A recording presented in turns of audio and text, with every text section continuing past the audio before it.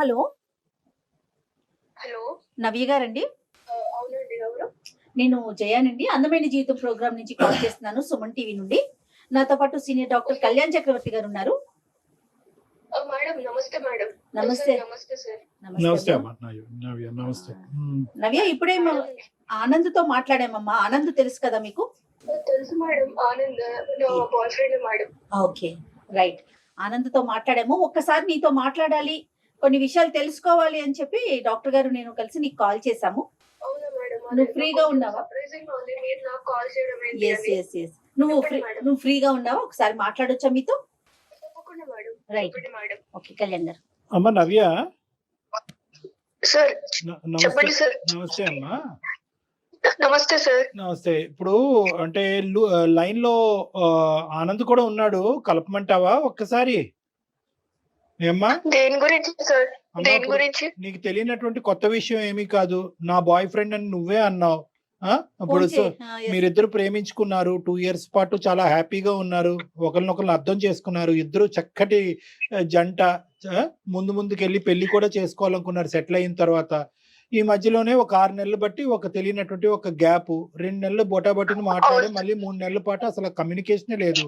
ఆ అబ్బాయి ఏంటంటే మేము అతనికి ఈమెయిల్ చూసి సరైనటువంటి టైంలో ఫోన్ చేయకుండా ఉండుంటే కనుక ఒక 2 days తర్వాత అతను ఆత్మహత్య చేసుకుని అనేటటువంటి ఆలోచనలో కూడా వెళ్ళిపోయాడు ఆ అబ్బాయి.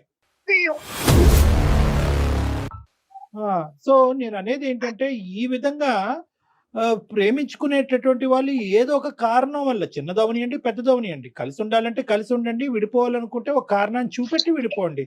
ఇలాగ గోప్యంగా ఉంచడం వల్ల ఏంటి? ఇలాగే కదా కొన్ని ప్రాణాలు పోయేది. అసలు అంత సైలెన్స్ ఉండిపోవడానికి కారణం ఏంటి?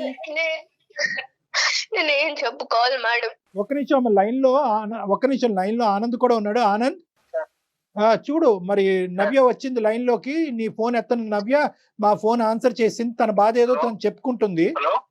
మాట్లాడు. ఆనంద్ ఎట్లున్నావు?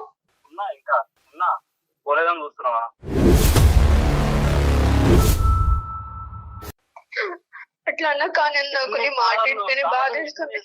అంటే వేరే వాళ్ళు ఫోన్ చేస్తే గానీ నా ఫోన్ నుంచి చేస్తే దీనంత తప్పులు నేను అన్ని చేసానా? తెలీదు. చెప్పాలి కదా నాకు, నువ్వు చెప్పాలి కదా. ఇప్పుడు చెప్పలేదు. నేనేం చెప్పుకోలేను ఆనంద్, నేను చెప్పుకోలేను. సరే చెప్పుకోనండి. ఎలాగా? ఎలా చెప్పుకోలేదు? అట్లా కాదు కదమ్మా నవ్య, నీకోసమే వేచి చూస్తున్నాడు కదా అతను. రీజన్ ఏంటి? అతని వైపు తప్పు ఉందా? అసలు నువ్వెందుకు తనతో ఫోన్ మాట్లాడట్లా? మేడం, నేను నా గురించి చెప్పాలంటే మాది ఒక చాలా పువర్ ఫ్యామిలీ మేడం. నాకు చాలా బాధగా ఉంది మేడం, నేను మాట్లాడలేకపోతున్నా. బాధపడకమ్మా. మా అమ్మాయి కూడా ఎంత సఫర్ అవుతుందో అంటే. కాదు నాన్న, ఇప్పుడు నవ్య ప్రతి సమస్యకి సొల్యూషన్ ఉంటదమ్మా. ప్రతి సమస్యకి సొల్యూషన్ ఉంటది. అరే అమ్మ, నీ ఒక 2 రోజులు ఆగుంటే కనుక నువ్వు ఇంతగా ప్రేమించేటటువంటి ఒక అబ్బాయి చనిపోయి ఉండేవాడు. అప్పుడు నాకు ఎన్నో సమస్యలు ఉన్నాయి, ఎన్నో బాధలు ఉన్నాయి అనేటటువంటి నువ్వు ఎప్పటికీ నిన్ను క్షమించుకునేటటువంటి దాని కాదు. ఈ రోజు ఒక బంగారు అవకాశం. ఏదైనా కూడా, ఎలాంటి నిజమైనా కూడా ఈ ప్లాట్ఫామ్ మీద మాట్లాడొచ్చును. కాబట్టి నన్ను ఒక్కసారి నువ్వు ఓదార్చుకుని జరిగినటువంటి సంగతులు ఏంటి, ఏ కారణం చేత ఈ అబ్బాయిని చెప్పకుండా ఇలా దూరం వెళ్ళావు చెప్పు. నేను చెప్పుకోగలుగుతాను సార్. మళ్ళీ ఇప్పుడు అందరూ చూసి మళ్ళీ నన్ను హేళన చేయడం నాకు ఇష్టం లేదు. లేదు నవ్య, అసలు అది ఎప్పటికీ జరగదమ్మా. మన అందమైన జీవితం అనే ఈ ప్రోగ్రాం ద్వారా ఎప్పటికీ మీరు ఎవరు ఏంటి అనే వివరాలు పూర్తి గోప్యంగా ఉంచుతాం. కేవలం నీ గొంతు మాత్రమే వినిపిస్తోంది, దానికి పూర్తి హామీ నాది. సరే మేడం. నేను ఆనంద్ మీరు అన్నట్టు సార్ 2 years లవ్ చేసుకున్నాము, పెళ్లి చేసుకుందాం అని కూడా అనుకున్నాము. కానీ నా గురించి ఆనంద్కి ఎందుకు మాట్లాడలేదని తెలియదు సార్. ఎందుకంటే నేను ఒక మిడిల్ క్లాస్ కంటే చాలా పువర్ ఫ్యామిలీ సార్ మాది. మా నాన్న క్యాబ్ డ్రైవర్, మేము 3 అక్క చెల్లెలం సార్. నేనే పెద్దదాన్ని. నా ఏజ్ 20 years సార్. ఓకే అమ్మా. నా చెల్లెళ్ళు, నా తల్లిదండ్రులకి అంత పువర్ ఫ్యామిలీ సార్. ఊరికే పూటకి గడిచిన అన్నంతోనే మేము బతుకుతున్నాం సార్, రోజువారీ డబ్బులతోని. ఒక రోజు ఏమైందంటే మా నాన్న ఇంకా మా మమ్మీ వాళ్ళు ఫంక్షన్ కి వెళ్ళి రిటర్న్ అవుతుంటే ఒక యాక్సిడెంట్ లో చనిపోయాడు సార్ మా నాన్న. ఓ, నేను చాలా ఎమోషనల్ అవుతాను సార్ ఈ విషయంలో. అయ్యో అయ్యో ఆయన చనిపోయిండు. మా అమ్మకి కూడా మేజర్ యాక్సిడెంట్ అయింది సార్. తన హెల్త్ కండిషన్ అస్సలు బాగాలేదు ఇప్పుడు. ఓ, తన హెల్త్ కండిషన్ ఏం బాగాలేదు, మొత్తం మేమే చూసుకుంటున్నాం సార్. మా నాన్నకు ఒక బెస్ట్ ఫ్రెండ్ ఉన్నాడు సార్ చిన్నప్పటి నుంచి. చెప్పమ్మా నవ్య ప్లీజ్ ఏడవకుండా చెప్పు ప్లీజ్, నాకు వల్ల అవట్లేదు నువ్వు ఏడుస్తుంటే ఇక్కడ. బాధపడకమ్మా నవ్య, నాకు ఏడుపు ఆగట్లేదా ఆనంద్? ఏడుపు ఆగట్లేదురా. నేను నీకు తెలుసు కదా నేను ఎంత ఎమోషనల్ లో. నా బాధని ఇప్పుడన్నా చెప్పుకునే అవకాశం వచ్చింది కాబట్టి నేను చెప్పుకుంటున్నాను. నీకు తెలియాలి నేను ఏదో మోసం చేసి వెళ్ళిపోతున్నాను అన్నట్టుంది. ఎగ్జాక్ట్లీ అదే తెలియాలి. మోసం నువ్వు చేసావని లేదు, నేనేం ఏదో మోసం చేసినట్టు అయింది నాకు. తన మాటకి తను చెప్పనియండి, తన బాధ తను చెప్పుకోనియండి. చెప్పమ్మా. మా నాన్నకి చిన్నప్పటి నుంచి ఒక బెస్ట్ ఫ్రెండ్ ఉన్నాడు సార్. ఆయన పేరు శ్రీనివాస్ అన్నమాట. అదే ఆనంద్ వాళ్ళ ఫాదర్ ఇప్పుడు. ఓకే. సో ఆయన మా చాలా చిన్నప్పటి నుంచి మమ్మల్ని చూసుకుంటూ, మొదటి నుంచి ఆయనకి బాగా తెలుసు సార్ మేము. ఓకే. సో మా పరిస్థితి చూసి ఎలానో మా నాన్న ఎప్పుడు చెప్తుండే, అరే నువ్వే చూసుకోవాలిరా నా ఫ్యామిలీని, నా కుటుంబాన్ని, నా పిల్లల్ని నీ చేతుల్లోనే పెడుతున్నాను అని. ముందు నుంచే వాళ్ళు బాగా నాకేమన్నా అవుతే నువ్వే దిక్కు, నువ్వే పెద్ద దిక్కు అని కూడా ఎప్పుడు వాళ్ళ మధ్యన సంభాషణ ఉండేది. సో ఈ విధంగా మా నాన్న చనిపోయినప్పుడు ఆయన మమ్మల్ని దగ్గరికి తీశారు సార్, ఆనంద్ వాళ్ళ ఫ్యామిలీని. ఆనంద్ కి మదర్ లేరు, తండ్రి ఒక్కడే. నన్ను బాగా చూసుకున్నాడు సార్. నన్ను నేను పెద్ద చెల్లిని కాబట్టి నాకు మంచి చదివించి ఉద్యోగం తెప్పిస్తే తర్వాత మా చెల్లెలకి నేను ఉపయోగపడతాను కదా సార్, మా ఫ్యామిలీకి సపోర్ట్ గా ఉంటాను కదా. సో వాళ్ళ ఇంటికి తీసుకెళ్లి మంచిగా నవ్య, ఇప్పుడు నువ్వు ఒక్కదానివి వీళ్ళింట్లో ఉన్నావు, చెల్లెళ్ళిద్దరూ అమ్మని చూసుకుంటూ మీ ఇంట్లోనే ఉండిపోయారు అంతేనా? అవును మేడం. అమ్మకు ఆరోగ్యం బాగుంటుంది కదా. చెప్పమ్మా. నేను వాళ్ళ ఇంట్లోకి వెళ్ళి చదువుకొని వాళ్ళ ఇంట్లో మంచి ఉద్యోగం కూడా తెచ్చుకున్నాను సార్. అయితే ఆ పరిచయమే నాకు ఆనంద్ పరిచయం అయ్యాడు. ఆనంద్ చాలా మంచోడు సార్. నన్ను ఒక తండ్రి లేని కూతురు కంటే తండ్రిలాగే బాగా చూసుకుంటాడు. ఒక తల్లి తండ్రి లాగే అట్టి A to Z అతనే చూసుకున్నాడు మేడం. సో ఒకసారి ఏమైందంటే అనుకోకుండా నాకు ఒక్కొక్కసారి హెడేక్, స్టమక్ పెయిన్ వస్తున్నప్పుడు వీక్నెస్ అనిపించేది మేడం. బాడీ అంతా వీక్ గా ఉన్నప్పుడు పడుకునేదాన్ని, కాలేజ్ కూడా వెళ్ళకుండా.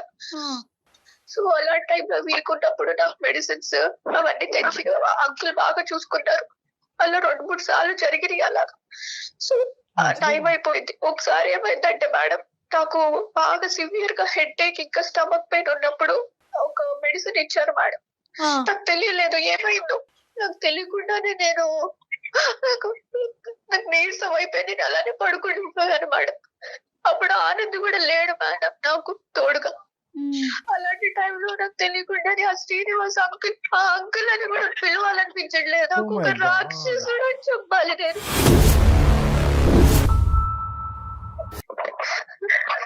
ఆనంద్ ఇట్లా అంటున్నారని ఏం ఫీల్ అవ్వద్దు నువ్వు. ఒక రాక్షసుడు వాడు, యూజ్ చేసుకున్నవాడు. నాకు అర్థం కావట్లేదు. నాకు నువ్వు అసలు ఏం చేద్దాం నాకు నిజంగా అర్థం కావట్లేదు. అదేంటో నీకు తెలియదు. నాకు అందుకుని కదా నేను ఇన్ని రోజులు ఏం చెప్పలేకపోయాను. అలాంటి టైంలో నాకు తెలియకుండా టాబ్లెట్ ఇచ్చేసి నన్ను వేరే విధంగా యూజ్ చేసేసుకున్నాడు వాడు. తర్వాత ఆ వీడియోలు, ఆ ఫోటోలు అవి యూజ్ చేసుకున్నవన్నీ తన దగ్గర పెట్టుకొని బ్లాక్ మెయిల్ చేస్తున్నాడు మేడం. బ్లాక్ మెయిల్ చేస్తున్నాడు. ఏం మాట్లాడుతున్నావు నవ్య? నాకేం అర్థం కావట్లేదు నవ్య. నీకు తెలియదు నీకు జరిగింది ఇది. అందుకోసమే నేను ఏ విధంగా నీకు నా ముఖం చూపించాను మీ ఫాదర్ చేసిన పనికి. నాకు అవ్వట్లేదు, నా వల్ల అవ్వట్లేదు కదమ్మా. అమ్మ ఇప్పుడు నీది ఎంత డిఫికల్ట్ సిచ్యువేషన్, నీకంటే ఆనంద్ ఇప్పుడు ఇంకా పెద్ద డిఫికల్ట్ సిచ్యువేషన్. నువ్వు తెలిసినటువంటి నిజాన్ని కడుపులో పెట్టుకుని ప్రేమికుడిని దూరం చేసుకుని ఇప్పుడు వరకు ఉన్నావు. ఒక కన్న తండ్రి ఈ విధంగా తను ప్రేమించినటువంటి అమ్మాయిని ఈ విధంగా, అంటే ఆఫ్ కోర్స్ మీ ఇద్దరి మధ్య ప్రేమ మీ నాన్నగారికి తెలియదని కూడా అన్నాడు అబ్బాయి. తెలిసినా తెలియకపోయినా కూడా కన్న తండ్రి గురించి, తల్లి చనిపోయిన తర్వాత అతని తల్లి కూడా చనిపోయి 6 సంవత్సరాలు అయింది. ఏ కొడుకు మాత్రం ఇలాంటి వినాలనుకుంటాడు? ఆ అబ్బాయి పరిస్థితి ఇంకా ఘోరంగా. నీదేం తక్కువ చేయట్లే కానీ ఆ అబ్బాయిది కూడా ఇది. అంటే ఈ ఫోటోలు వీడియోలు ఎందుకమ్మా తీసుకున్నాడు? అంటే దాని ద్వారా ఏమన్నా నన్ను బెదిరిస్తున్నాడు సార్. నన్ను బెదిరించి మీకు ఇప్పటి వరకు నీకు సహాయం చేశాను కదా ఫైనాన్షియల్ గా, నన్ను బెదిరించాడు సార్. బెదిరిస్తూనే ఉన్నాడు సార్. నేను ఏం చేయాలో తెలియదు వచ్చేస్తాను సార్. ఇక నిజమా ఆనంద్? మీ నాన్న ప్రూఫ్, మీ నాన్న దగ్గర కూడా అవి వీడియోస్ అవన్నీ ఉండి ఎప్పుడు తీసుకున్నాడో తెలియదు ఆనంద్ నాకు. ఆ ఫొటోస్ అవన్నీ బ్లాక్ మెయిల్, నేను పడుకున్నప్పుడు అవన్నీ పిచ్చి పిచ్చిగా తీసేసి అవన్నీ బ్లాక్ మెయిల్ చేస్తున్నాడు ఆనంద్. ఒక ఇంట్లో ఉన్నారు కదా ఆనంద్, నేను మా ఇల్లు అనుకొని వచ్చాను, అనవసరంగా వచ్చాను నాకు ఇప్పుడు అనిపిస్తుంది ఆనంద్. ఒక ఫాదర్ లాగా నన్ను కేర్ చేసుకుంటే ఈ విధంగా అతను ఇట్లా చేస్తాడని అసలు ఊహించలేదు ఆనంద్. మీ నాన్నగారు మీ అమ్మగారు చనిపోయిన తర్వాత లేదంటే చనిపోయక ముందు ఎటువంటి కార్యక్రమాలు ఎన్ని నడిపించారో మనకు తెలియదు. ఎందుకంటే ఇది కుర్రకారు కూడా చేయనటువంటి ఇవన్నీ అరాచకం. ఇది ఇంత భయంకరంగా అతను ఈ విధంగా మత్తు పదార్థాలు ఇచ్చి ఒక ఆడపిల్లని ఆ కూతురు వయసున్న ఆడపిల్లల్ని ఈ విధంగా శారీరకంగా వాడుకోవటమే కాకుండా ముందస్తు చర్యగా వీడియోల కింద మార్చుకుని ఫోటోల కింద మార్చుకుని ఆ అమ్మాయిని బ్లాక్ మెయిల్ చేసుకుని ఎవరికి చెప్పకుండా చూసుకుంటూ ఆ కార్యక్రమాన్ని ఇలా జీవితాంతం నడిపిద్దాం అనుకుంటున్నాడంటే కనుక అతనిలో చాలా క్రిమినల్ మెంటాలిటీ ఉంది. అన్ఫార్చునేట్లీ మీ నాన్నగారి గురించి ఇలా మాట్లాడవలసి వస్తుంది. నీకు ఎంత బాధ ఉందో నాకు అర్థం అవుతుంది. కానీ నిజాలు నిజాలే కాబట్టి సార్ నేను చిన్నప్పటి నుంచి చూస్తున్నాను సార్ ఆయన్ని. ఆ, నాకు ఏ రోజు ఆయన మెంటాలిటీ ఎలా ఉంటుందా నేను ఎప్పుడు అనుకోలేదు, అంటే థింక్ చేయలేదు. నాకు ఆ విషయం రాదు, ఎందుకంటే ఆ పర్సనల్ గా చూసుకుంటారు. బయటికి వెళ్ళిన ఆయన పేరు గాని లేదా ఇంట్లో ఉన్న మమ్మల్ని చూసుకుంటాం గాని బాగానే చూసుకున్నారు సార్. అసలు అంటే నిజంగా నాకు ఈ మాటలు ఏంటంటే నిజంగా నాకు ఎలా అనిపిస్తుంది అంటే నిజంగా తీసుకోలేకపోతున్నా, ఎటు తీసుకోవాలో కూడా నాకు అర్థం కావట్లేదు. అదే అదే అదేలే, కన్ఫ్యూజన్ మాకు స్టేటస్ మాకు ఉంటుంది. మాకు కూడా నమ్మకం కానటువంటి అంశాలు ఆనంద్. కానీ ఈరోజు ఆ అమ్మాయి నీ దగ్గర నుంచి దూరం అవడానికి ఏ కారణమైనా చెప్పి దూరం అవ్వచ్చు. మీ నాన్నని చెడ్డ చేసి ఇంత భయంకరమైనటువంటి అంశం చెప్పి ఆ అమ్మాయి తన మీద బయటపడవలసినటువంటి అవసరం నిందేసుకోవాల్సిన లేదు. అవసరం లేదు. So correct sir. అది అవును, ఒకటి. అవును. రెండోది ఏంటంటే కనుక ప్రత్యక్షంగా ఆ అమ్మాయి సాక్ష్యాలు ఉన్నాయి అని అంటుంది. ఫోటోలు వీడియోలు తీసి షేర్ చేసి ఇది ఈ విధంగా చేస్తానని బ్లాక్ మెయిల్ కూడా చేస్తున్నాడు. సో ఇక్కడ ఎలా చూసినా కూడా మాకు తెలియనటువంటి నవ్య నిజమే చెప్తున్నట్టు అనిపిస్తుంది. మాకు నవ్య గురించి తెలీదు. కానీ ఈ విధంగా సార్ తను నేను చెప్పనా చెప్పు సార్ నవ్య. నేను ఆనంద్ని నా ఒక హస్బెండ్ లాగే అనుకున్నాను సార్. మేమిద్దరం అలాగే ఉన్నాం సార్, జెన్యూన్ గా లవ్ చేసుకొని పెళ్లి కూడా చేసుకుందాం అనుకున్నాం సార్. తను కూడా తన వైఫ్ లానే చూసుకున్నాడు సార్ నన్ను కూడా. నేను ఈ విధంగా నేను ఇప్పుడు అబద్ధం చెప్పాల్సిన అవసరం ఏంటి ఆనంద్? అమ్మ ఇప్పుడు వీళ్ళ నాన్న నీతో ఇంకా టచ్ లో ఉన్నాడమ్మా శ్రీనివాస్ గారు. ఇంకా వాళ్ళ నాన్న అంటే ఈ అబ్బాయి కోపం వస్తుందేమో ఇప్పుడు. ఆనంద్ కోపం వస్తుంది నేను వాళ్ళ తండ్రి అని అంటే కనుక. ఇప్పుడు అతను ఇప్పటికీ నీతో కాంటాక్ట్ లో ఉన్నాడమ్మా? లేడు సార్. అప్పుడప్పుడు తనకి తన ఒక టైంలో తనకి ఏమవుతుందో ఏమో తెలియదు సార్. అప్పుడప్పుడు వాట్సాప్ లో ఇంకో ఫొటోస్ ఇవన్నీ నేను బ్లాక్ మెయిల్ చేస్తాను, మిమ్మల్ని ఇంకా అనాథల్ని చేస్తాను, ఇప్పటి వరకు మిమ్మల్ని చూసాను పోషించాను కదా అని ఇంకా బ్లాక్ మెయిల్ చేస్తాడు సార్. నా వల్ల అవ్వట్లేదు సార్, ఇవన్నీ వింటూ నాకు అవ్వట్లేదు సార్ నిజంగా. ఆనంద్ నువ్వు గుండె ధైర్యం చేసుకుని నా మాట విను. ఇది నిజాలే కాబట్టి కొద్దిగా విను ఇక్కడ. ఎందుకంటే కనుక రిస్క్ ఉంది ఇక్కడ. ఒకటి నీకు ఫాదర్ అనేటటువంటి సెంటిమెంట్ ఉన్నా కూడా వేరే ఆడపిల్లల జీవితాలకి రిస్క్ ఉంది కాబట్టి. Yeah I can understand. నాకు టోటల్ సింపతీస్ నీ వైపు ఉన్నాయి. కానీ మీ నాన్న యొక్క రియాలిటీ తెలియటం ఒక ఎత్తు, ఇంకా ఎంతమంది ఈ విధంగా అతని బారిన పడుతున్నారు అనేది రెండోది. మూడో అంశం ఏంటంటే అదృష్టం కొద్దీ ఇద్దరు ఆడపిల్లల్ని అక్కడ, ఇద్దరు చెల్లెల్ని అక్కడ వదిలి ఈ అమ్మాయి ఒక్కతే ఇక్కడికి వచ్చింది. ముగ్గురిని వేసుకుని వస్తే కనుక ముగ్గురు కథ వినే పరిస్థితి వచ్చి ఉండేది ఈ రోజు మనకి. సో ఈ రోజు మీ నాన్న అనేటటువంటి అంశం పక్కన తీసి పెట్టాలి. అతను ఒక క్రూరమైనటువంటి మృగంలా తయారయ్యాడు. ఈ అమ్మాయి చెప్పినటువంటి వాస్తవాలు అయితే. కానీ వీటికి ఇవి నువ్వు మాకు చెప్పేదానికి ఆనందం దూరం పెట్టడానికి ఏముందమ్మా సంబంధం? నువ్వేం అక్కడ వాలంటరీగా అతని జీవితంలోకి వెళ్ళలేదు, కావాలని చెప్పి నువ్వు అతనితో ఏం తప్పు చేయలేదు. నేనేం వాలంటరీగా వెళ్ళలేదు సార్. కానీ మేమిద్దరం ప్రేమించుకొని ఒక జెన్యూన్ గా ఇంతవరకు నేను ఎప్పుడు ఎవరిని ఇట్లా లవ్ చేయలేదు సార్. ఎలా చెప్తాను ఆనంద్? నేను ఎలా నీకు ముఖం చూపించుకోగలను చెప్పు? నీ ఫాదర్ ఇప్పుడు నమ్ముతున్నావు ఆనంద్? ఇప్పుడు పెద్దల సమక్షంలో కూడా నువ్వు నమ్మట్లేదంటే అప్పుడు ఎలా నమ్ముతావు? అవును, చిన్నప్పటి నుంచి చూస్తున్నాను ఆయన్ని. నేను చూస్తున్నాను కాబట్టి నేను అంటున్నా. ఇంకా నాకు ఇప్పటికీ నమ్మబుద్ధి అవ్వట్లేదు. ఆనంద్ ఇప్పుడు ఆనంద్ తనకు అప్పుడు ఆ టైంలో చెప్పడం చాలా కష్టం, చాలా డెలికేట్ సిచ్యువేషన్. ఎందుకంటే ఎవరైతే క్రిమినల్ తన కళ్ళెదురుగుంటా నిలబడి ఇంకో పక్క నుంచి ఆ క్రిమినల్ యొక్క కొడుకునే పక్కన పెట్టుకుని ఈ సున్నితమైనటువంటి అంశాన్ని ఆ అమ్మాయి పూర్తిగా చెప్పలేకపోవచ్చు. ఒకప్పుడు చెప్పినా కూడా అతను ఒక కథ ఆడి ఈ అమ్మాయి తనలో లోపరుచుకునేటటువంటి ప్రయత్నం చేసిందని చెప్పి రివర్స్లో నిందేయచ్చు. అప్పుడు ఈ అమ్మాయి పని ఇంకా ఘోరంగా తేరవచ్చు. కాబట్టి ఆ అమ్మాయి ఏంటంటే స్లోగా ఆ వాతావరణం నుంచి బయటపడింది, చాలా మంచి పని చేసింది. ఫస్ట్ స్టెప్ దాన్ని మనం కొనియాడాలి. ప్రేమను కాపాడుకోవాలనో ఆనందాన్ని పక్కన కూర్చోపెట్టుకోవాలని చెప్పి అదే వాతావరణంలో ఉండకుండా ఫస్ట్ బయటకు వచ్చేసింది, చాలా మంచి పని. అందరు ఆడపిల్లలు ఏదైనా ఇలాంటి అబ్యూజివ్ రిలేషన్షిప్ కానీ ఇలాంటి పరిస్థితి ఉంటే కనుక ఫస్ట్ ఆ వాతావరణంలోనే ఉండాలి తప్ప మనకి ఇంకో లోకం లేదు. అది మీ వాళ్ళైనా పరాయి వాళ్ళైనా ఆ ఫస్ట్ 600 106 ఆ వాతావరణం నుంచి బయటపడండి. ఇది ఈ అమ్మాయి చేసినటువంటి మంచి పని. ఓకే, నెక్స్ట్ స్టెప్ ఏంటంటే కనుక నీ ప్రేమను ఎందుకు తాకట్టు పెట్టింది, నీ ప్రేమను ఎందుకు కాదు అనుకుంటుంది అన్నదానికి కూడా చెప్పింది. ఎందుకంటే కనుక ఒక సున్నితమైనటువంటి అంశం, ఆ తండ్రి తన్ని ఇలాగ చెడగొట్టేటటువంటి ప్రయత్నం కానీ చెడగొట్టేటటువంటి పరిస్థితిని తీసుకొచ్చినటువంటి వ్యక్తి ఒక కొడుకుతో నేను ఎలా ఉంటాను అంటే దీని అర్థం ఏంటంటే కనుక నీ మీద కోపం కాదు, తనకి నీ మీద కోపం ఉందని అనుకుంటున్నావా? నీ మీద కోపం కాదు. ఇప్పుడు నువ్వు చెప్పాలి నవ్య, ఎందుకు దానికి దీనికి ఎందుకు ముడిపెట్టావు, ఈ అబ్బాయిని ఎందుకు దూరం పెట్టావు? అట్లీస్ట్ ఇప్పటికైనా అబ్బాయికి ఒక క్లారిటీ. నేనైతే ఆనంద్ ని పెళ్లి చేసుకోలేను సార్. ఆ విధంగా నేను ఒకసారి వాళ్ళ ఎందుకు అదే ఫ్యామిలీ నా మనసు ఒప్పుకోవట్లేదు సార్. నేనైతే చేసుకోలేను. ఇప్పటికే మళ్ళీ నన్ను బెదిరించి తర్వాత ఇంకెవరైనా ఫ్యూచర్ చేస్తాను, నా చెల్లెల బతుకులు కూడా ఆగమైపోతాయి. అలా కదమ్మా, అలా కాదు. ఒక క్రిమినల్ కొడుకు అని ఆ క్రిమినల్ మీద ఉన్న కోపం కొడుకు మీద చూపెడుతున్నావా? లేదంటే ఒక మావ స్థానంలో ఉన్నవాడు నిన్ను చెరిచాడు కాబట్టి ఆ బాధని జీర్ణించుకోలేక కొడుకును కూడా వద్దనుకుంటున్నావా? అవును సార్, ఆ బాధ జీర్ణించుకోలేకపోతున్నాను సార్ నేను. ఎలా అవుతుందమ్మా? అది కరెక్ట్ కాదమ్మా. అఫ్ కోర్స్ జరిగినటువంటి సంఘటనలకి టోటల్ గా మా తరపున సానుభూతి ఉంది. ఇది చాలా క్రిమినల్ చర్య, చాలా దారుణమైన చర్య. ఆనంద్ సహకరిస్తే కనుక, ఒకప్పుడు ఆనంద్ సహకరించినా సహకరించకపోయినా ఎవరైతే కనుక ఈ పైశాచిక చర్యకు పాల్పడ్డాడో అతన్ని శిక్షించడం, శ్రీనివాస్ అనే వ్యక్తిని శిక్షించడం అనేటటువంటి చాలా ఇంపార్టెంట్ ఇష్యూ. అది నెంబర్ 1. నెంబర్ 2, నేను చెప్పేది ఏంటంటే అసలు దానికి దీనికి ముడిపెట్టకమ్మా, దానికి దీనికి ముడిపెట్టకు. ఇప్పుడు పుణ్యమే కారణంలా ఉంటుంది ఈ అబ్బాయి పరిస్థితి. ఎందుకు నేను ఈ మాట అంటున్నానంటే ఈ రోజు ఆనంద్ యొక్క పరిస్థితి ఎలా ఉంది, సొంత తండ్రి గురించి ఏ కొడుకు ఇలా వినాలి అని అనుకుంటాడు. ఇప్పుడే అతనే చేదరించుకుంటున్నాడు. నువ్వు చెప్పేటటువంటి నిజమైతే కనుక మా నాన్న గురేస్తాను సార్. ఇప్పుడు అతను ఈ విధంగా బ్లాక్ మెయిల్ చేస్తుంటే ఒక తండ్రి స్థానంలో చూసుకొని ఇప్పుడు నేను ఏ ముఖం పెట్టుకొని వాళ్ళ ఇంటికి వెళ్ళాను సార్. ఇప్పుడు అలాంటి వాడు ఉన్నాడు అంటే నేను ఎందుకు ఉండేస్తా? అలాంటి వాడిని ఇప్పుడు అలాంటి వాడు ఉంటే నేను ఎందుకు ఉండేస్తాను అక్కడ? ఇప్పుడు ఈ రోజు ఆనంద్ నీ పక్కన నిలబడటం అనేది నీ సేఫ్టీ అమ్మా. ఒకటి గుర్తు పెట్టుకో, ఆనంద్ నీ పక్కన ఉండటం అనేటటువంటిది సేఫ్టీ. ఎందుకంటే విషయం తెలిసింది కాబట్టి. ఈ విషయం సొంత కొడుకు తెలుసు, నిలదీసేటటువంటి అధికారం ఆనంద్కు ఉంది, శిక్షించేటటువంటి అధికారం ఆనంద్కు ఉంది, పోలీస్ స్టేషన్ కి పంపించేటటువంటి అధికారం ఆనంద్కు ఉంది, అన్ని విధాలుగా ఒక అధికారం ఆనంద్కు ఉంది. కాబట్టి ఆనంద్ నీ పక్కన ఉండటం అనేటటువంటిది బలం.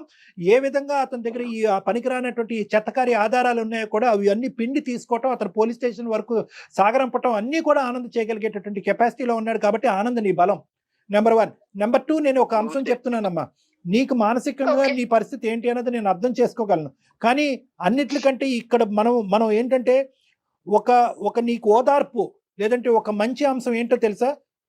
ఒక చెడు చూసావు, ఒక భయంకరమైనటువంటి అంశం చూసావు, కానీ దాంతో పాటు ఒక స్వచ్ఛమైన ప్రేమను కూడా చూసావు. ఈ రోజుల్లో ఇటువంటి స్వచ్ఛమైనటువంటి ప్రేమను దొరకటం కూడా కష్టం. ఈ రోజు కావాలంటే 1 గంట 2 గంటలో 100 రోజులో ఈ రోజు ఆనంద్ గట్టిగా వాదించతే నిన్నైనా వదులుకోవటానికి రెడీ అయ్యాగానే మా నాన్న ఇలా అంటే కనుక నేను వదలను, మా తల్లి చనిపోయినటువంటి మా తండ్రి మీద పేలెత్తి ఆధారాలు ఉన్నా లేకపోయినా తండ్రిని వెనకేసుకుని రావచ్చు, కానీ అలా వెనకేసుకుని రాలేదు.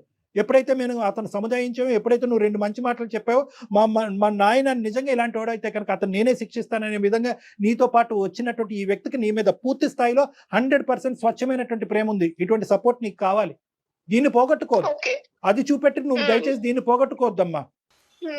ఎందుకంటే ఈ రోజు నువ్వు ముందు వచ్చి ఇలాగ గోప్యంగా ఒకటమ్మా, నేను ఇందాక చెప్పాను, ఆడపిల్లలు ఎవరైనా కూడా ఇటువంటి సంక్షోభంలో ఉంటే కనుక బయటకు వచ్చి మాట్లాడండి అని చెప్పాను, బయటకు రండి అని చెప్పాను. బయటకు రావటమే కాకుండా బయటకు వచ్చి మాట్లాడాలి. ఎందుకంటే మీరు ఒక్కలే బాధితులు కాదు, మీతో పాటు ఇలాంటి అమ్మాయిలు ఎంతమంది ఉన్నారో లూప్ లో అనేటువంటిది కూడా ఇంపార్టెంట్.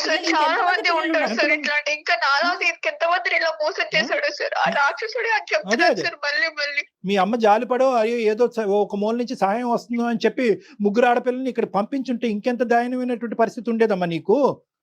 అక్కగా అంతే కదమ్మా. సో నేను చెప్పేది ఏంటంటే దానికి దీనికి ఆనంద్ నీ పాత్ర ఏంటమ్మా? నువ్వేం చేయదలుచుకున్నావు చెప్పు. నువ్వు హెల్ప్ చేయాలి ఎక్కువగా. అప్పుడు నీ సహాయ సహకారాలు నవ్యకు అవసరం, నీ ఓదార్పు, నీ ప్రేమ అన్ని ఓకేనా?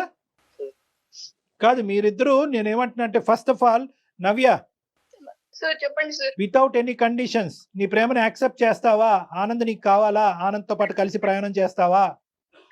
నాకు ఇవన్నీ నాకేం తెలియదు. నాకు నువ్వు కావాలి. నీ సమాధానం కావాలి ఎలా నవ్య. చూసుకున్నాను నేను నేను ఫస్ట్ ఎలా చూసుకున్నాను చెప్పలేకపోతున్నాను సార్. నేను ఇంకా ఆ స్టేజ్ లో నుంచి బయట పడలేదు. ఇంకా నేను చెప్పలేకపోతున్నాను సార్. మీరే న్యాయం డిసైడ్ చేయండి సార్. నవ్య, ఒక పని చేద్దామమ్మా. నీ సిచ్యువేషన్ నాకు అర్థమవుతోంది. ఒక ఆడపిల్లగా నేను అర్థం చేసుకోగలుగుతున్నాను. కాకపోతే ఒక పని చెయ్యి, ఒక్కసారి డాక్టర్ గారిని కలవండి మీ ఇద్దరు కూడా. ఒక్క హాఫ్ అన్ అవర్ వచ్చి డాక్టర్ గారితో మాట్లాడి వెళ్తే నీ ఆలోచన శైలిలో పూర్తిగా మార్పు వస్తుంది. అంటే ఏం లేదు నవ్య, ఇక్కడ ఒకటే పాయింట్ అమ్మ, నువ్వు నన్ను వచ్చి కలుద్ది కానీ నీకేమైనా డౌట్స్ ఉంటే కూడా నేను క్లారిఫై చేస్తాను, నీకేమైనా మిస్కాన్సెప్షన్స్ ఉన్నా కూడా నేను క్లియర్ చేస్తాను. కానీ ప్రధానమైనటువంటి పాయింట్ ఏంటంటే ఆ అంశానికి నీ ప్రేమని ముడిపెట్టద్దు. ఇక్కడ ఉండే కామనాలిటీ ఏంటంటే కనుక నువ్వు గాఢంగా ప్రేమించినటువంటి అబ్బాయి యొక్క తండ్రి క్రిమినల్, వాడు నీ మీద అఘాయిత్యం చేశాడు. ఇప్పుడు ఇప్పుడు ఏంటంటే కనుక వాడు తండ్రి అన్నట్టుగా నీ సొంత ప్రేమికుడే కట్ చేసేసాడు. సో కట్ చేసేసినప్పుడు నీకు మామ కింద కూడా అవ్వడు. నువ్వు వాళ్ళ ఇంట్లో అడుగు పెట్టవలసినటువంటి అవసరం లేదు. అక్కడ వాళ్ళ కొడుకు దగ్గర నుంచి నీ ప్రేమికుడి దగ్గర నుంచి అక్కడ ఏమి క్షమించేటటువంటి ఆలోచన శైలి లేదు. కాబట్టి మీ ఇద్దరు మానసిక పరిస్థితుల్లోంచి ఆ వ్యక్తిని డిలీట్ అయిపోయినప్పుడు మీ ఇద్దరికి కనిపించవలసిన ఒకే ఒక అంశం ఏంటంటే ఒక క్రిమినల్ మీకు కనిపిస్తున్నాడు. ఆ క్రిమినల్ ని ఎలా మనం శిక్షించాలో అనేటటువంటి మా సైడ్ నుంచి సహాయం ఉంటుంది. కాబట్టి ఇక్కడ ప్రధానంగా మీరు చూడవలసింది ఏంటంటే మీ ప్రేమను కాపాడుకోండి. ఇంత స్వచ్ఛమైనటువంటి ప్రేమ ఈ రోజుల్లో దొరకడం కూడా రేర్. మీ ఇద్దరిని మీ ప్రేమ గురించి వింటుంటే నాకే ఎంతో ఆనందంగా ఉంది. ఈ అంశం బట్టి మీ ప్రేమను మాత్రం త్యాగం చేసుకోవద్దు నవ్య, ప్లీజ్. Okay sir. ఎవరికి చెప్పుకోలేని సిచ్యువేషన్ సార్, ఎందుకంటే మాకు ఎవరు లేరు. మీకు ఆల్రెడీ చెప్పాను కదా. అట్లా ఏమనుకోవద్దు నవ్య. ఈ రోజు మేము మాట్లాడలేదు, నేను మాట్లాడాను, డాక్టర్ గారు మాట్లాడారు. ఆనంద్ ఉన్నాడమ్మా నీకు, మేమెవరం కాదు. నీకోసం ఆనంద్ ఉన్నాడు, నువ్వెవరూ లేరని అనుకోవద్దు. అన్ని పక్కన పెట్టి నీతో పాటు సపోర్ట్ చేసి తన ప్రేమను కాపాడుకోవటమే కాకుండా నిన్ను హింస పెట్టిన వ్యక్తిని కూడా శిక్షిస్తానని చెప్పినటువంటి మగాడు వస్తున్నాడు నీ పక్కన. Don't worry. Right, yes, what else do you want? Okay sir. ఓకేనమ్మా, ఓకే. మనం కలుస్తాను సార్, మిమ్మల్ని కలుస్తాము మేమిద్దరము. ఇద్దరు రండి అమ్మా, నేను నంబర్ పంపిస్తాను, ఇద్దరు రండి. ఓకే, ఓకేనా Anand? Good luck Anand, all the best. Anand తను కూడా కన్ఫ్యూజన్ లో ఉన్నట్లున్నాడు. అంటే ఎక్స్పెక్ట్ చేయని విషయం కదండి. తను ఏదో మిస్టేక్ జరిగింది, నా వైపు ఏదన్నా జరిగిందా, అమ్మాయి వైపు, తన ఆలోచనలో ఒకేసారి కన్న తండ్రి అనేసరికి ఈ అమ్మాయి కౌన్సిలింగ్ ఎంత అవసరమో, ఎందుకంటే ఆ అబ్బాయికి కూడా ఇది అంత సులభమైనటువంటి అంశం కాదు. ఈ రోజు అంటున్నాడు కానీ ఇప్పుడు తల్లి లేనటువంటి లోటు తండ్రి తీరుస్తున్నాడు. తండ్రి తన లోటే తీర్చుకుంటే వేరే కుటుంబానికి కూడా సహాయపడుతున్నాడు అనేటటువంటి దేవుడు కింద ఊహించుకునేటటువంటి ఒక వ్యక్తి ఈ రోజు రాక్షసుడు అయిపోయాడు, దెయ్యం అయిపోయాడు.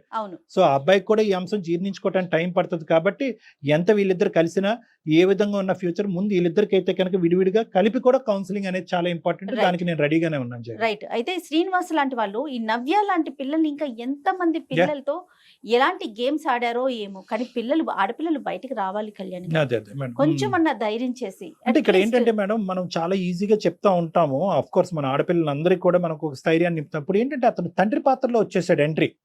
మీ కుటుంబానికి సహాయపడతాను, మీ చెల్లెలకి సహాయపడతాను, నీ బాగోగులు చూసుకుంటాను, నువ్వు నా ఇంటికి రా అనేటటువంటి విధంగా ఇంటికి తీసుకొచ్చి తలనొప్పుకో కాలు నొప్పుకో ఒక టాబ్లెట్ ఇస్తే మింగకుండా ఏ ఆడపిల్ల ఉంటదండి?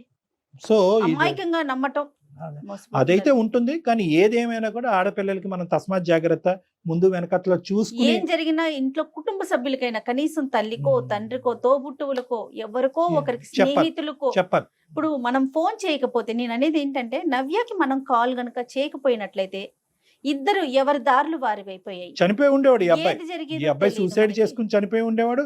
ఆ బాధ, ఆ వార్త తెలుసుకున్నటువంటి ఈ అమ్మాయి తన ఏదైనా అఘాయిత్యకు పాల్పడినా కూడా మనం ఆశ్చర్యపడక్కర్లేదు. రైట్. ఒకసారి కలుస్తారు కళ్యాణ్ గారు, తప్పకుండా. రైట్ అండి, నమస్తే. నమస్తే జగన్. సుమన్ టీవీలో మీ పర్సనల్ అండ్ బిజినెస్ ప్రమోషన్స్ కోసం కింది నెంబర్ కి కాంటాక్ట్ చేయండి.